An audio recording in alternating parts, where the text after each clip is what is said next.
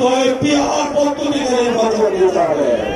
প্রশাসন পরিচালনায় রাজনৈতিক ইয়াতে দেখা গিয়েছে ধর্মনিরপেক্ষতা, সমাজতন্ত্র এইগুলো আমাদেরকে মুক্তি দিতে পারে না। অতএব বাংলাদেশের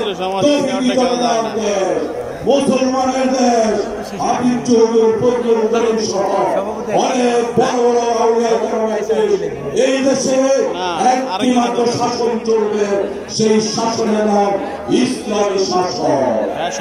আমরা আহ্বান করব, আসুন সকল ইসলাম দেশপ্রেমিক জনতা একতাবদ্ধ হয়ে আগামী দিনে নেতৃত্বে একটি ইসলামী শক্তি উত্থান হবে। বন্ধুগণ, আমরা কি করবো? আজকের এই সমাবেশ থেকে গিয়ে পাড়া মহল্লায় দাওয়াতি কাজ করে ইসলাম শাসন প্রতিষ্ঠার জন্য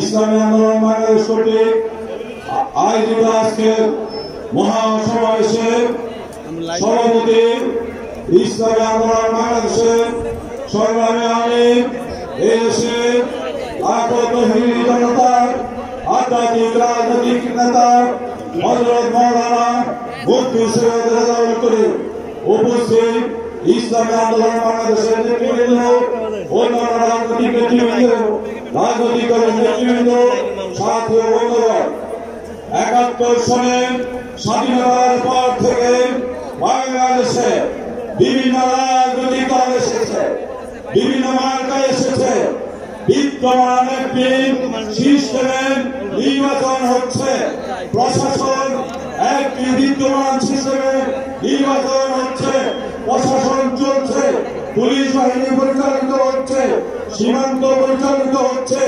রক্ষণাবেক্ষণ হয়েছে, হাসপাতালগুলো পরিচালিত হচ্ছে, খাদ্যদ্রব্য নিয়ন্ত্রণ হচ্ছে, সমস্ত কিছুতে আমরা দেখছি নৈরাজ্য, সমস্ত কিছু দেখছি আমরা চুরি, সমস্ত কিছু দেখছি প্রতারণার বাটপারে। যারা ক্ষমতায় গিয়েছে, ক্ষমতায় যাওয়ার জন্য যারা সহযোগিতা করেছে, আমরা রাজনৈতিক যারা আইনি স্বার্থবাদ সন্ত্রাসীরা এই দেশ শাসন করেছে, আমরা দেখেছি তাদের জাতীয়তাবাদ, ধর্মনিরপেক্ষতা, সমাজতন্ত্রের এই মিশ্রণ একটি সংবিধান বাংলাদেশের জনগণের মুক্তি দিতে পারে নাই। এই দেশের লাখো কোটি তৌহিদি জনতার ভোগ বিশ্বাসের তারা আমানত রক্ষা করতে পারে নাই, ক্ষুধার্তের মুখে অন্ন বসাতে পারে নাই, চিকিৎসা ব্যবস্থা দিতে পারে নাই, ছাত্রদের হলগুলোকে সন্ত্রাসের কারখানায় পরিণত করেছে, পুরো মেয়ের ইজ্জতের আগ্রহ আমানতদারি রক্ষা করতে পারে না। এই ৫৩ বছরের শাসন ব্যবস্থায় প্রমাণিত হয়েছে বিদ্যমান নির্বাচনী ব্যবস্থায় আমাদের দেশে সুষ্ঠু নির্বাচন সম্ভব নয়। অতএব পিয়ার পদ্ধতিতে নির্বাচন দিতে হবে।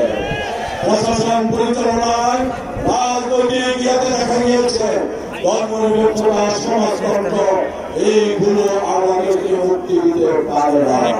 অতএব বাংলাদেশের তৌহিদি জনতার দেশ, মুসলমানের দেশ, হাবিব চৌধুরী, ফজলুল করিম সহ অনেক বড় বড় আউলিয়া এই দেশে একটি মাত্র শাসন চলবে, সেই শাসনের নাম ইসলামী শাসন। আমরা আহ্বান করব, আসুন সকল ইসলাম দেশপ্রেমিক জনতা একতাবদ্ধ হয়ে আগামী দিনে নেতৃত্বে একটি ইসলামী শক্তি উত্থান হবে। বন্ধুগণ, আমরা কি করবো? আজকের এই সমাবেশ থেকে গিয়ে পাড়া মহল্লায় দাওয়াতি কাজ করে ইসলাম শাসন প্রতিষ্ঠার জন্য সকল মানুষকে সংঘবদ্ধ করে আগামী দিনে হাত পাখা বিজয়ের জন্য, ইসলাম প্রতিষ্ঠার জন্য কাজ করবো। সবাইকে ধন্যবাদ।